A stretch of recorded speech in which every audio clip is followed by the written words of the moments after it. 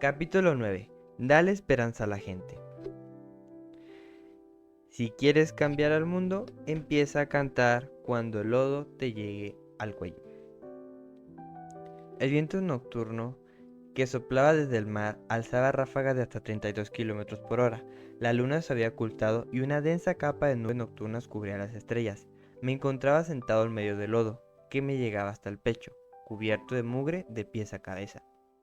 Con la visión borrosa a causa del barro que tenía embadurnado, lo único que podía distinguir eran las siluetas de mis compañeros cadetes, sentados en el mismo foso que yo. Era el miércoles de la semana del infierno, y a mi clase de entrenamiento se encontraba en los infames lodazales del río Tijuana. La semana del infierno era el evento definitivo de la primera fase de entrenamiento SEAL. Constaba de 6 días de no dormir y de hostigamiento constante por parte de los instructores. Había carreras interminables, recorridos a mar abierto, pista de obstáculos, escalada con cuerdas, sesiones infinitas de calistenia y el constante remar en balsa inflable de goma. El propósito de la semana del infierno era eliminar a los débiles, aquellos que no eran lo suficientemente rudos como para convertirse en comando SEAL. En términos estadísticos, se dan por vencido más estudiantes durante la semana del infierno que en cualquier otra semana del entrenamiento. Y los lodazales eran la parte más difícil de toda la semana. Situados entre el sur de San Diego y México, son un área baja donde el drenaje proveniente de San Diego crea un amplio tramo de lodo profundo y espeso que tiene la consistencia del barro mojado. Temprano esa misma tarde nuestra clase había remado en la balsa de goma desde Colorado hasta los lodazales. Al llegar se nos había ordenado que nos metiéramos al lodo y que iniciáramos una serie de carreras y competencias individuales diseñadas para mantenernos fríos, mojados y miserables. El lodo se adhería a cada parte de tu cuerpo. Era tan denso que moverte a través de él te agotaba por completo y ponía a prueba tu determinación para seguir adelante. Las carreras siguieron por horas, pero cuando empezó a caer la noche casi no podíamos movernos por el frío, que calaba hasta los huesos, y la fatiga.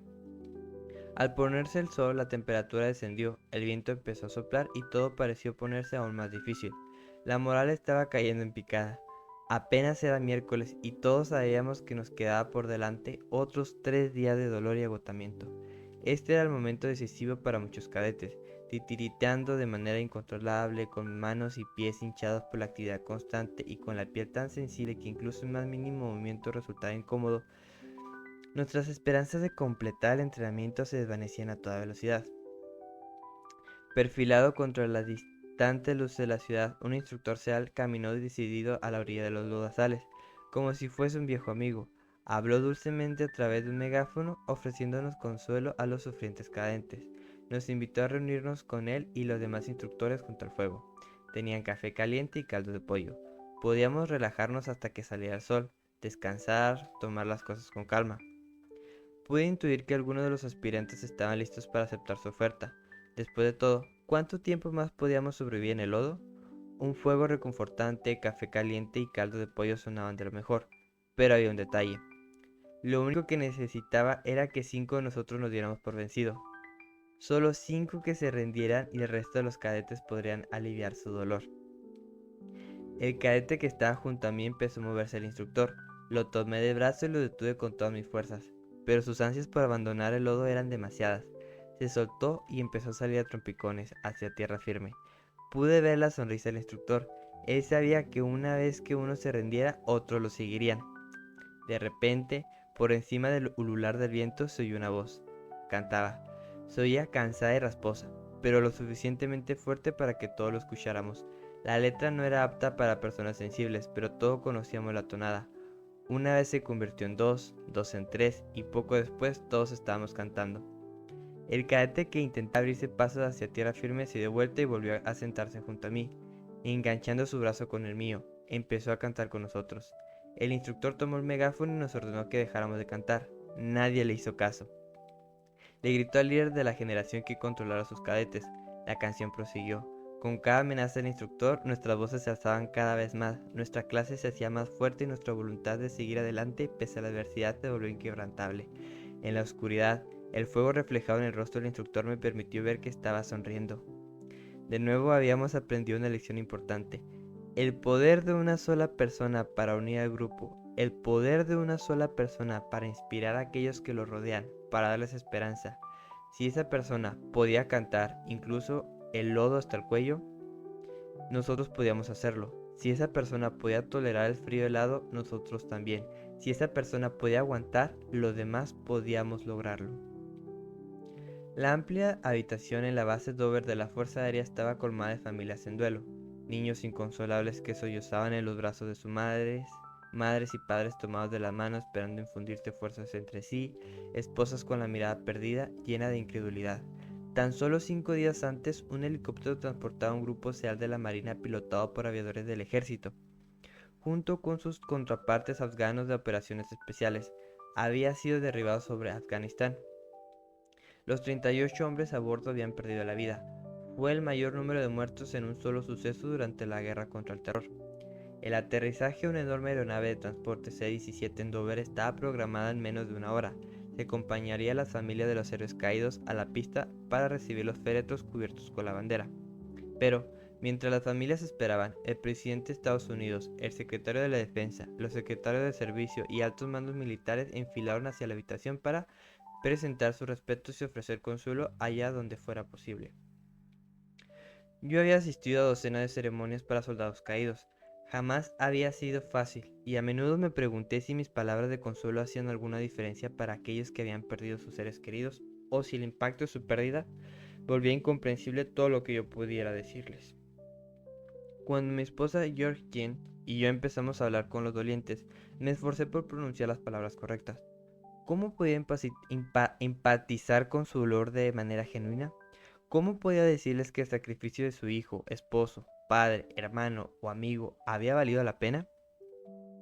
Hice mi máximo esfuerzo para consolar a cada persona. Los abracé, recé con ellos, traté de mantenerme fuerte para ellos, pero de alguna manera supe que mis palabras no eran suficientes. Más tarde, mientras me arrodillaba junto a una mujer anciana, noté que a mi lado una familia hablaba con el teniente general de la Marina, John Kelly, asistente militar del secretario de Defensa. Kelly era alto y delgado, llevaba el pelo gris muy corto y estaba vestido con un inmaculado uniforme de la infantería.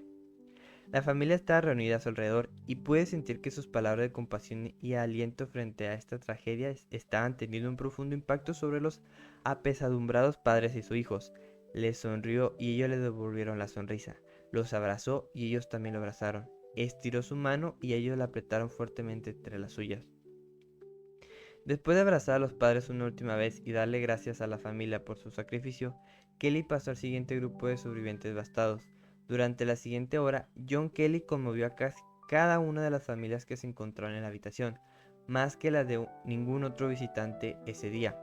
Las palabras de Kelly tocaron a cada padre, a cada esposa, a cada hermano y hermana, a cada amigo. Sus palabras eran de comprensión, las suyas eran palabras compasivas y sobre todo palabras de esperanza. John Kelly pudo hacer alguna diferencia ese día. Solo John Kelly pudo darles esperanza, porque solo John Kelly sabía lo que era realmente perder a un hijo en un combate. El teniente primero de la Marina, Robert Kelly, murió en Afganistán en 2010 mientras prestaba servicio en el tercer batallón de la Quinta de la Marina. El general Kelly y su familia habían tenido que hacer frente a esa tragedia, al igual que las familias que se encontraban en Dover ese día. La familia Kelly había sobrevivido, habían preservado a pesar del dolor, de la aflicción y de la inconsolable sensación de pérdida. Ese día, al observarlo, también me dio fuerzas. La verdad es que cuando pierdes a un soldado te lamentas por su familia, pero también temes que ese mismo destino pueda ser el tuyo algún día. Te preguntas si podrás sobrevivir a la muerte de un hijo o una hija, o te preguntas cómo se la arreglaría tu familia sin ti. Esperas y rezas porque Dios tenga misericordia de ti y que no sea su voluntad que tengas que lidiar con esa carga inimaginable. A lo largo de los siguientes 3 años, John Kelly y yo nos volvimos amigos cercanos. Era un oficial notable, un buen marido con su esposa, Karen, y un padre amoroso con su hija Kate y con su primer hijo, John Kelly, quien era comandante de la Marina. Más que eso, y sin siquiera saberlo, John Kelly les daba esperanza a todos los que lo rodeaban. Esperanza de que en el peor de los momentos lograríamos superar nuestro dolor, nuestra decepción y nuestra agonía para poder ser fuertes, de que cada uno de nosotros tenía en su interior la capacidad de seguir adelante, y no solo de sobrevivir, sino de también inspirar a otros. La esperanza es la fuerza más poderosa del universo. Hace posible que las naciones aspiren a la grandeza. Puede levantar a los oprimidos. Puede aliviar el dolor de las pérdidas insoportables. A veces, lo único que se necesita es una persona que haga esa diferencia. En algún momento, cada uno de nosotros nos encontraremos hundidos en el lodo hasta el cuello. Es el momento de cantar a todo pulmón, de sonreír de oreja a oreja, de levantar a aquellos que están a tu alrededor e infundirles esperanzas de que mañana será mejor.